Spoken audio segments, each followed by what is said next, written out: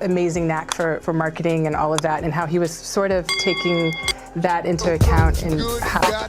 As a major player in the hip-hop scene, he was in the same circles as Jay-Z and the now infamous Diddy. You watching this Diddy trial? I've been watching it. It's kind of nuts. Don't tell me you've ever been to one of these FOs. No, I ain't been to the FOs now. I get it. Because those who tend to defend Diddy, it's either they have people within their lives that are just as trifling, or they are trifling themselves, or you have those who actually participate in some of these. Look, if I didn't say anything, you would interpret it as the hip hop is fine with his behaviors. There's no one else being vocal, so you would look at it and just say,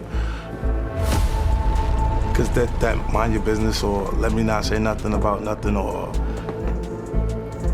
those things, it would allow the entire culture to register as if they're for that. So I opened the door, and the dude said, yo, I'm here for my cousin. I said, who your cousin? And he said, Ja Rule. I said, well, he busy right now. He said, he busy doing what? I said, he with Puff, they're in the room, they busy, they don't want to be bothered. Puff and Ja Rule runs out the room. Puff got his towel, Ja grabbing his towel, but they butt the neck. And so then Ja was like, yo, what's going on? Yo, Gene, that's my cousin. He know me well, you know, and Puff was like, yo, Gene, what happened? I said, he tried to get in the room. I told him he couldn't get in the room. And he was like, Puff looked at Ja. He said, yo, Ja said, you ain't want to go in that room. There was a lot of freaking. For years, this was just barbershop chatter and meme fodder. A bodyguard talking about bringing a brown bag of toys to a North Carolina hotel. Rumors about rappers lingering in Diddy's room a little too long. Jokes about shopping trips and wild parties that never really felt like jokes. Fast forward, now there's a federal conviction, a Netflix doc, escorts on camera, and the same ex-guard calmly saying, I know what I saw. And smack dab in the middle of all that, Ja Rule. On TV, he's like, I never saw that side of Diddy. Online, he's tweeting lawsuits, documentaries, ready to go full war over what 50 and Gan just dragged back into the timeline. That's not a guy unbothered. That's a man realizing the world is finally asking the questions he's sidestepped his whole career. When did he close those doors? And what version of Diddy did you actually see? They gave him a brown paper bag. When they gave him a brown paper bag, he was just putting stuff in there. So I said, damn, you know, he got to go put it on the counter and, you know, show everybody what he's getting. So as he's going, I'm just looking at the places where he's picking stuff from. So there's one part he picked up some things from up here on my left side. And then he picked like quite a few of them down. I'm like, okay. He put them in the bag. So when I went by there and I looked up there and it said butt plugs. And I was like, hey, yo. I was messing with him. Because people don't understand, you know, we was like friends. He was a part of the same gang. So I'm still gonna tease him. I'm still gonna mess with him and everything like that. I could do that. It wasn't just no security thing. So I say, yo, what are you getting this for? And it said butt plugs. And he was like, yo, can I do my shopping by myself? I said, yeah, you can do it by yourself, brother. And he started walking and everything like that. When he got I just waited at the counter. When he got to the counter, he didn't even have to show the guy nothing. He just gave the guy a wad of money. I mean, like, he gave the guy a stack something like this. And Puff wasn't the dude that carried no 20s and no 50s and nothing like that. And I mean, like, he just said, boom. And we walked out the store. So we had to leave Atlanta and go to North Carolina for a show. You understand? And it was him, this rapper, Sarah, and this other girl. We all got on a G5 jet, and we flew to G4 jet, and we flew to North Carolina. Notice how careful Ja is with his words. He never says, I saw them doing X, because he didn't open that door. Instead, he frames it as a seasoned observer who's been backstage everywhere and knows what a combo of props, privacy, and time usually means. He's told this North Carolina story in almost every interview over the years, almost verbatim, which is why it became the clip 50 chose to repost right when the Diddy doc and federal case blew everything wide open. The doorbell, we had the presidential suite where we was at. So I opened the door and the dude said, yo, I'm here for my cousin. I said, who your cousin? And he said, Ja Rule. I said, well, he busy right now. He said, he busy doing what? I said, he with Puff, they're in the room, they busy, they don't want to be bothered. He said, well, I'm going in there. I said, bruh, you ain't going in there because he told me they don't want nobody to be bothering them. He was like, yo, I don't care, man, I'm going in there. That bull like that. I said, yo, bruh, Jesus Christ had to come down here and take the air out of my body before you get in that room right there. Watch. He tried to bum rush me, I grabbed it and threw him against the piano. When I threw him into the piano, Puff and Ja Rule runs out the room. Puff got his towel, Ja grabbing his towel, but they butt the naked. And so then Ja was like, yo, what's going on? Yo, G, that's my cousin. He know me well, you know, and Puff was like, yo, G, what happened? I said, he tried to get in the room. I told him he couldn't get in the room. And he was like, Puff looked at Ja. He said, yo, Ja said, you ain't want to go in that room. Gene isn't some random blogger. He was there, right next to Diddy, while the rest of us just saw champagne and confetti. He says he watched Diddy leave an adult store with a bag full of toys and lube, then disappear with Ja Rule into a room in North Carolina, leaving Gene outside for hours. When they finally came out, that bag definitely didn't look the same. Fans don't need a diagram. It connects straight to what the Netflix series and lawsuits exposed. Diddy blurred lines between business and, well, everything else. Mixed male and female partners at freak call-offs, always someone on camera, someone in debt, someone hooked. Gene's story doesn't prove what went down in that room, but it's clear those who actually stood in Diddy's shadow didn't see just innocent friendship. It was everywhere in the late 90s. It ain't even a question how my dough flows. You good if you got those. As a major player in the hip-hop scene, he was in the same circles as Jay-Z and the now infamous Diddy. You watching this Diddy trial? I've been watching it. It's kind of nuts. Don't tell me you've ever been to one of these FOs. No, I ain't been to the FOs now. I've been to a regular Diddy party, yes. You went to the white party? Yeah, the good stuff. Is any of this stun you, or are you like, yeah, kind of knew that? Nah, it's all kind of shocking seeing it. You know, me knowing Diddy, and what I know of Diddy, I'm looking at some of this stuff and I'm like, wow, I didn't know he was capable of some of these things. You know, so it's kind of shocking to me. Yeah, I've never partied with that side of him. I've never seen that side. I've never seen Diddy be violent, so I don't know that side of him. So it's like, when you're watching all of this, it's kind of unraveling. To everybody that be living it up, we say. Ja's been busy. First up, his big summer tour with rap royalty. So where the party at? Mid-July will be... Mid-July, we are all throughout. Here's Ja Rule playing it smart. He leans back, acts shocked, says he never saw the version of Diddy the lawsuits describe. Message is simple. Yes, they were close. Yes, they worked together, but he never crossed into the darker side. For a name suddenly caught up in Gene's story, this is the safest play. Professional, surprised, untangled from the freak-offs everyone's buzzing about. It's a problem when I do it. 50 is in a allegedly. Wow. Then he talks about tatted up Holly stuff. And then he says, let's not have selective outrage when it comes to domestic abuse. And he says, thank you, Ja. He was also accused of tatted up Holly. Says another one, allegedly. Said people starving for attention and also die from starvation. That's Rule, okay.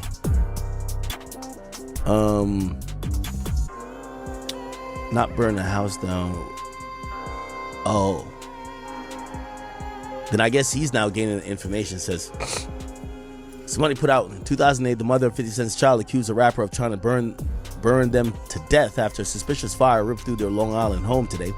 He tried to kill me and his own child, says Shanika Tompkins, who miraculously survived the suspicious 4 a.m. blaze which leveled the $2.4 million mansion in Tony Dix Hills, where she lives with the rapper's 10-year-old son Marquise and 4 relatives. The blaze erupted after Tompkins and 50 Cent, whose real name is Curtis Jackson, got into a violent dispute Monday during a deposition in a $50 million lawsuit she's bringing against him.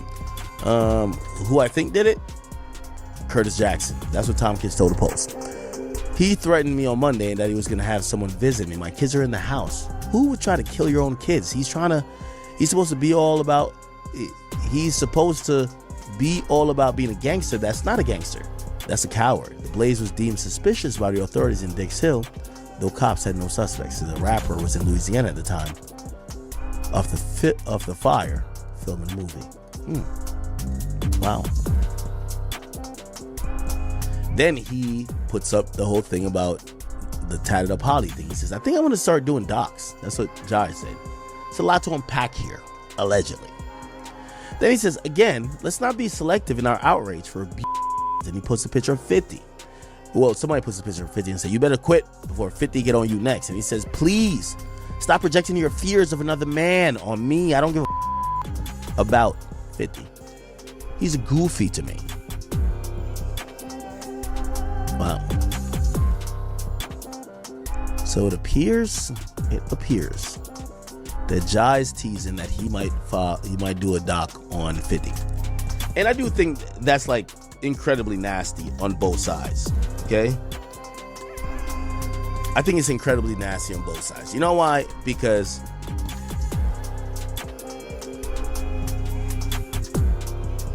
it is kind of an eyesore watching 50 be the... But online, the story flips.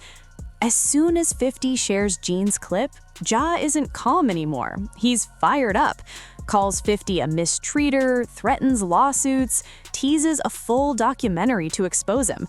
Not exactly unbothered. In 2025, one bodyguard clip and a 50 repost is enough for millions to comb through old Diddy pics and ask, what was really going on? Meek Mill tweeting under pressure, other artists going live the moment rumors hit. The more Ja insists in polished interviews he never saw anything wild, the more his defensive online persona jumps out. You don't need to accuse him, just show both sides. Suddenly, a guy who was friends with Diddy looks like he's defending his life. Long before raids and hotel footage, 50 was already raising eyebrows, pointing out Diddy's energy, calling out the shopping invites, saying something felt off. He jokes now, calls Diddy too fluffy, but the point is, he noticed the warning signs, avoided those rooms, and now feels free to talk while others shrink from the topic. Working on Diddy Do It. Right. You've been saying for years that you feel you knew Diddy's character. Right. Yet you've said you weren't a part of that lifestyle, you weren't going to the parties. So what makes you so absolutely sure that these kinds of allegations that we've seen against him are true? Well, I'm surprised by the allegations, as surprised as everyone else is. Like, I didn't make the allegations. I didn't tell people to say these things. It comes out, I see it in the news like everyone else. But I did feel uncomfortable with the way he would present the idea of going to these projects. To come party with me. Yeah. And then that swayed me away from it. Just that alone. So you didn't realize the...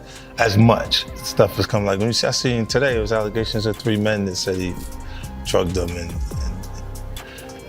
it's a long time, to be honest with you. Like, when people don't remember being violated for 20 years, it makes me feel a little hard. What are your thoughts on the allegations against Jay-Z? That was interesting. When I was saying things not knowing exactly what I was saying, but I was going, where's Jay at? He's mad quiet. Like while the Puffy thing was going on. But it's obvious now that his team was being made aware that he was in those allegations also. You know, so I hope it works out, because with his family, the things that go on. This trolling, not random. It's a 20-year beef on record and in interviews. 50 questioned Diddy's character, hinted at knowing more about Biggie and Pac than ever admitted, mocked glossy white parties that seemed too polished. Back then, it sounded like petty drama. Now, with lawsuits, raids, hotel tapes, those old jabs feel like foreshadowing. When the Cassie suit drops, feds raid houses, and hotel clips surface, 50 turns into a one-man news network. Memes, jokes, promises of more episodes, executive producing a documentary on Diddy's alleged power trips. So when he reposts Gene's story about Ja Rule, it's not random trolling. It's another brick in a wall he's been building. I stayed out of those rooms. I warned y'all. Now the receipts are here. Diddy actually filmed it. It was very interesting to watch a man who's known for his brand presence. You know, he has a really amazing knack for marketing and all of that, and how he was sort of taking that into account in how he was coming off to the public. The exclusive video also shows Combs in Harlem greeting fans. Lord, you win. Lord, you win. Be with it. I'll accept it. I need some hand sanitizer. Hold on. I got it. I've been out in the streets amongst the people. Yeah, I gotta take a bath. Like the amount of people that actually I'm coming in contact with, like that's what I have to do. You know what I'm saying? It's like 150 hugs. You're a public person as well, and there was one instance in Harlem, and his reaction when those people Went away. Got in the car and said, I feel like I need to wash, like I'm dirt. That was, it should show you his character. was that the reason for including it? Yeah, I mean, what's the odds that you would do that in front of the camera? Like that's one of the moments where Then he breaks down Diddy's duality, charming public face versus private god complex, smiling for cameras, moving like he's untouchable when he thinks no one's watching. Suddenly, those hotel room tapes give that insight teeth. Diddy pacing, filming legal calls, talking manipulation like a director on set. Anything you would interpret it as the hip-hop is fine with his behaviors. There's no one else being vocal. So you would look at it and just say, because that mind your business, or let me not say nothing about nothing, or those things, it would allow the entire culture to register as if they're for that. When 50 says, if I didn't say anything, you'd think we're okay, he's drawing the line. He never went to freak-offs, never took the shopping trips.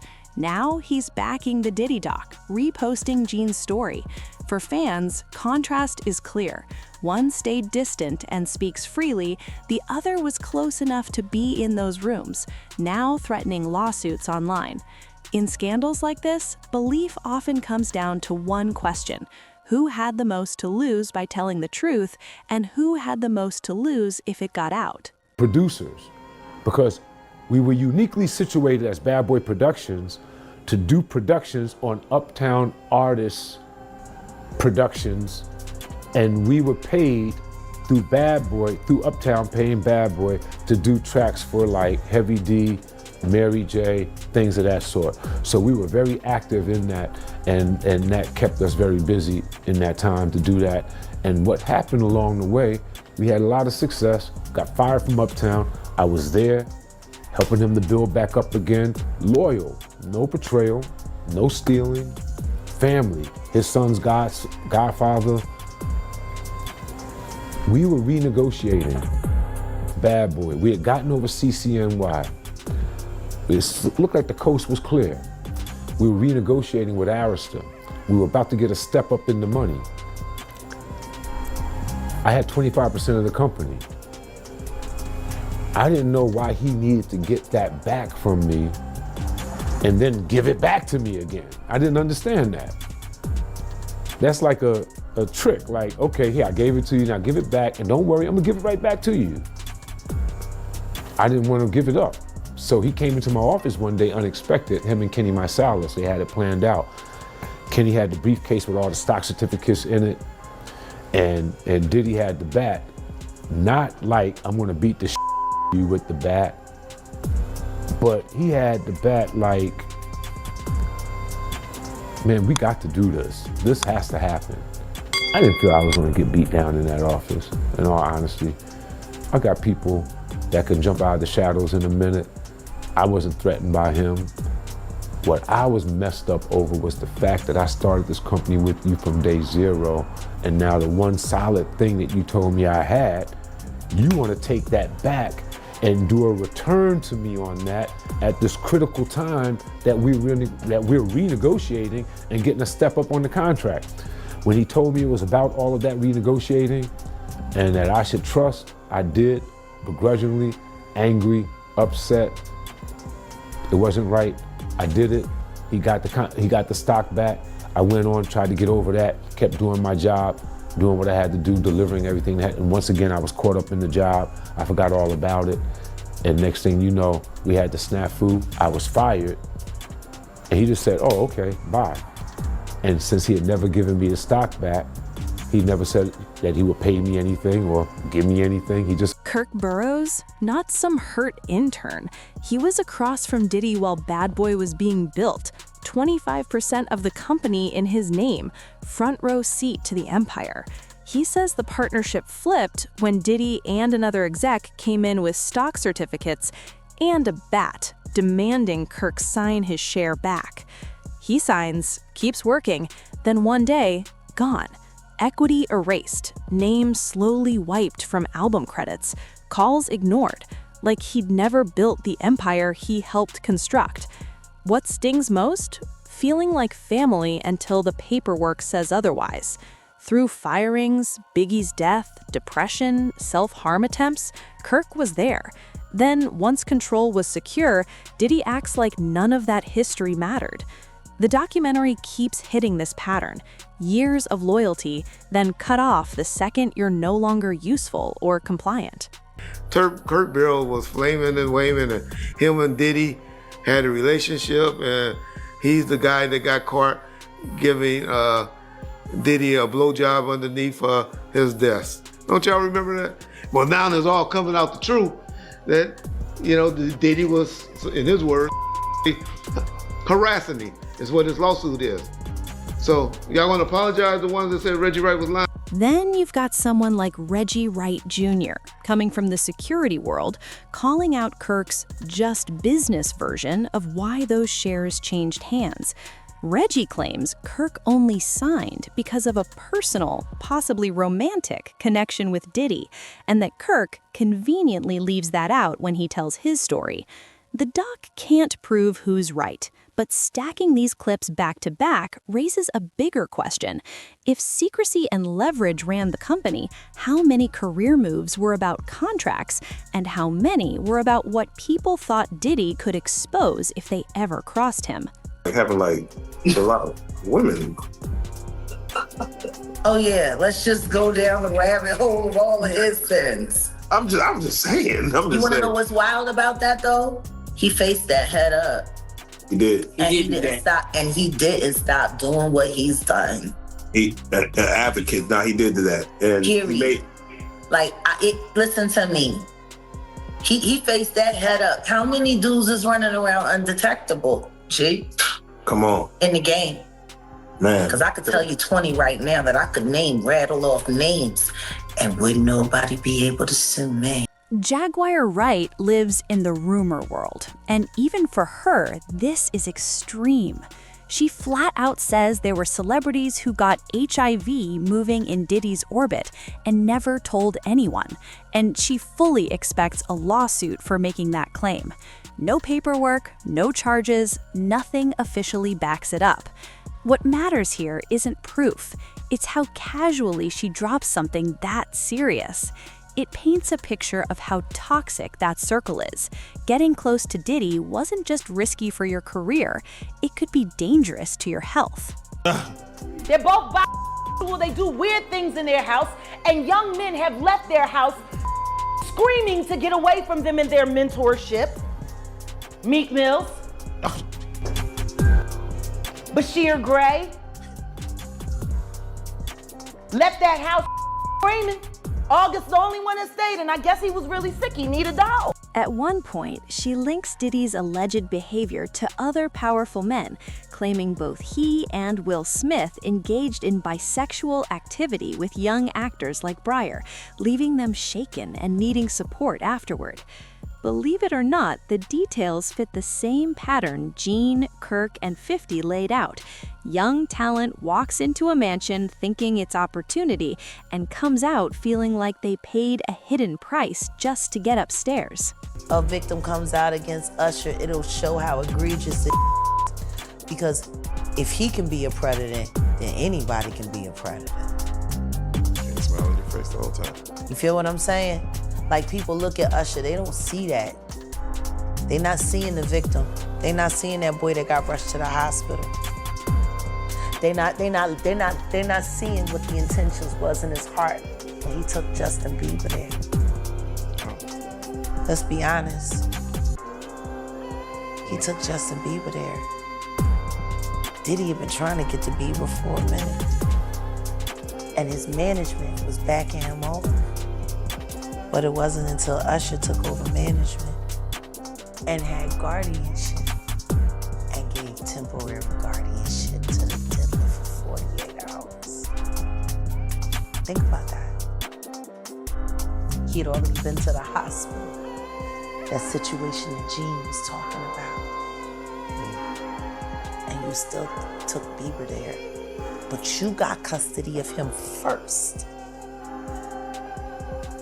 Diddy had already tried. They wouldn't let him.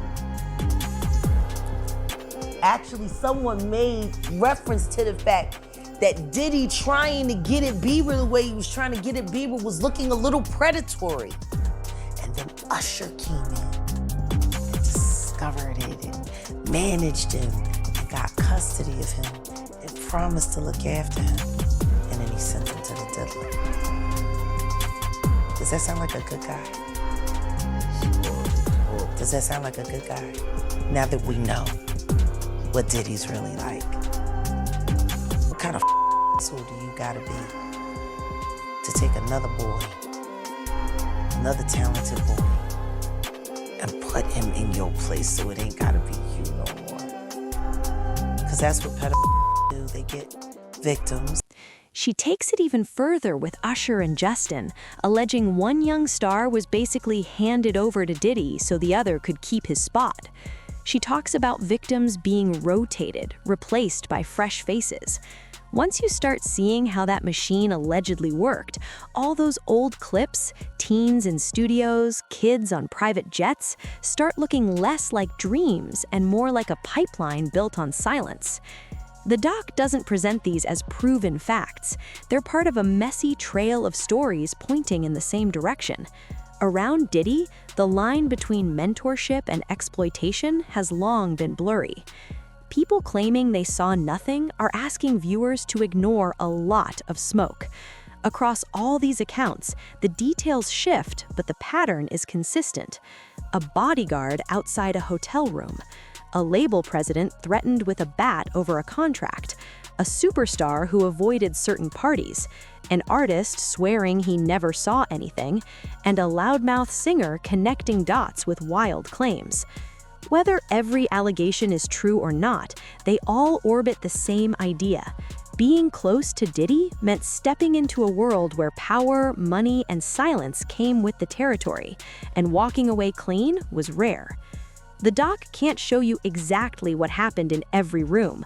Only the people who were there know. But it does highlight the gap between hip-hop's glossy image and what insiders now say it really cost. For decades, those mansions and yachts were framed as rewards for surviving the struggle. Now, the people telling the stories say the real price was paid off camera, in NDAs, erased credits, trauma, and careers that stalled once someone stopped playing along. At this point, it's bigger than Diddy's guilt or innocence. It's about everyone who stood next to him, took the photo, cashed the check, and now claims they never noticed the smoke while the house was clearly burning. The question isn't what people knew, it's how many chose it was easier not to know as long as the hits kept coming and the money stayed flowing. Here's what it all comes down to, and only you can answer.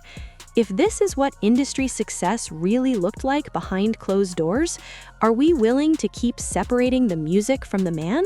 Or is there a point where you just stop dancing when his song plays? And when you look at Ja, 50, Kirk, Jean, Jaguar, and everyone else who moved through that orbit, who's telling the truth and who's just rewriting their role now that the cameras are rolling on what really happened? If you liked this deep dive, hit that subscribe button so you never miss a video. Until then, fam, keep it real.